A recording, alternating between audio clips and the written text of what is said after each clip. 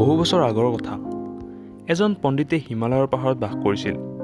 মানুহৰ মাজত থাকি তেওঁ আমনিয়া পাইছিল। সেয়েহে তেওঁ ঈশ্বৰক ভক্তি কৰি সন্ন্যাসী জীৱন যাপন কৰিব বিচাৰিছিল। কিন্তু তেওঁৰ ভক্তসকলে দুৰ্গম পাহাৰ, বিপদজনক ৰাস্তা, নদী, নিজৰা আদি পাৰ কৰি হ'লেও তেওঁক লগ কৰিব বিচাৰিছিল।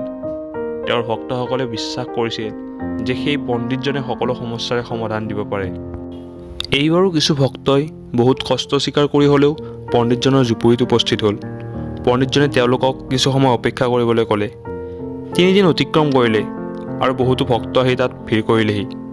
যেতিয়া মানুহৰ বাবে ঠাই কম হ'বলৈ ধৰিলে, তেতিয়া পণ্ডিতজনে ক'লে, আজি মই আপোনালোকক সকলোৰে প্ৰশ্নৰ উত্তৰ দিম।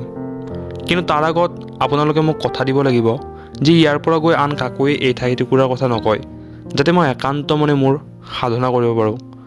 বাৰু এতিয়া এজন এজনকৈ সমস্যাবোৰ কৈ যাওক।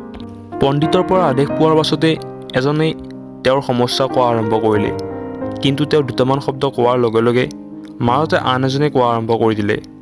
সকলোৱে জানিছিল যে আজিৰ পাছত আৰু পণ্ডিতজনৰ লগত কেতিয়াও কথা পাতিব নোৱাৰিব। সেয়ে সকলোৱে খৰধৰকৈ নিজৰ নিজৰ সমস্যাবোৰ ক'ব বিচাৰিছিল। কেইমুহূৰ্তমানৰ ভিতৰতে তাত মাছৰ বজাৰৰ দৰে অৱস্থা হৈ গৈছিল। অৱশেষত পণ্ডিতজনে চিঞৰি ক'বলৈ বাধ্য হ'ল, কৃপা কৰি শান্ত হওক। নিজৰ নিজৰ সমস্যাবোৰ এখন এখন কাগজত লিখি মোক দিয়ক। সকলোৱে নিজৰ নিজৰ সমস্যাবোৰ লিখি পণ্ডিতজনক আগবঢ়াই দিলে। পণ্ডিতজনে সকলোৰে কাগজবোৰ ল'লে আৰু এটা খৰাহীত মিহলি কৰি দিলে। তাৰপিছত ক'লে, এই খৰাহীটোৰ পৰা সকলোৱে এখন এখন কাগজ লওক আৰু তাক ভালদৰে পঢ়ক। ইয়াৰ পিছত আপোনালোকে সিদ্ধান্ত ল'ব লাগিব যে আপোনালোকে নিজৰ সমস্যাটো কাগজত পৰা সমস্যাটোৰ লগত সলনি কৰিব বিচাৰিব নে নিবিচাৰিব। সকলো ব্যক্তিয়ে এখন এখনকৈ কাগজ ল'লে। ইয়াৰ পাছত এখন এখনকৈ সকলোবোৰে সমস্যা পঢ়ি শেষ কৰিলে। কিন্তু কোনোৱে নিজৰ সমস্যাটোৰ সলনি আনৰ সমস্যা ল'বলৈ মান্তি নহ'ল। সকলোৱে ভাবিছিল নিজৰ সমস্যাটো লাগিলেই যিমানেই ডাঙৰ নহওক কিয় আনৰ সমস্যাৰ সমান গম্ভীৰ নহয়। 2 ঘণ্টা পাছত সকলোৱে নিজৰ নিজৰ কাগজখন হাতত লৈ উভতি আহিবলৈ ধৰিলে। সকলোৱে সুখ অনুভৱ কৰিছিল, কাৰণ তেওঁলোকে বুজি পাইছিল যে আচলতে সমস্যাবোৰ সিমান ডাঙৰ নাছিল যিমান ডাঙৰ বুলি তেওঁলোকে ভাবিছিল।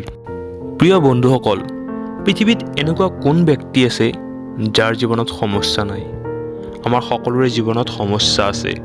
কোনোবা নিজৰ স্বাস্থ্যক লৈ অসন্তুষ্ট যদি, আন কোনোবা আকৌ ধন সম্পত্তিক লৈ অসন্তুষ্ট। আমি এইটো স্বীকাৰ কৰিবই লাগিব যে আমাৰ জীৱনত সৰু ডাঙৰ সমস্যাবোৰ থাকিবই। সমস্যাৰ বিষয়ে চিন্তা কৰি দুখ কৰি থকাতকৈ আমি আমাৰ ধ্যান সমস্যা সমাধানতে দিব লাগে। আমি ভাবোঁ যে সমস্যাটোৱে সকলোতকৈ ডাঙৰ সমস্যা, কিন্তু বিশ্বাস কৰক এই পৃথিৱীত এনেকুৱা সমস্যাৰ জৰ্জৰিত মানুহ আছে যাৰ তুলনাত আমাৰ সমস্যাবোৰ তেনেই সৰু। সেয়ে ভগৱানে যিখিনি দিছে তাৰ বাবে ভগৱানক ধন্যবাদ দি আনন্দমনে জীৱন উপভোগ কৰিব লাগে। ভিডিঅ'টি ভাল লাগিলে লাইক কৰিব, কমেণ্ট কৰিব তথা চেনেলটি ছাবস্ক্ৰাইব কৰিব। পুনৰ লগ পাম অন্য এটি যোগাত্মক ভিডিঅ' লৈ। তেতিয়ালৈ হাঁহি থাকিব, সুখেৰে থাকিব।